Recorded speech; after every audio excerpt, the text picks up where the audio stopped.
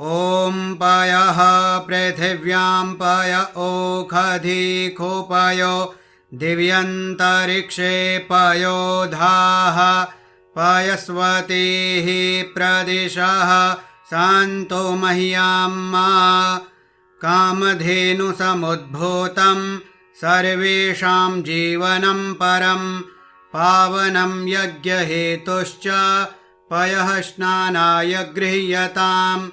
भगवते श्रीसाम्ब सदाशिवाय नमः। पयः स्नानं समर्पयामि। पयः स्नानान्ते शुद्धोदकस्नानं समर्पयामि।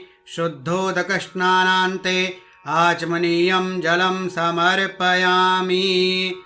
ॐ दधिक्राब्णो अकारिखं जिष्णोरस्वस्य वाजिनः सुरभिनो मुख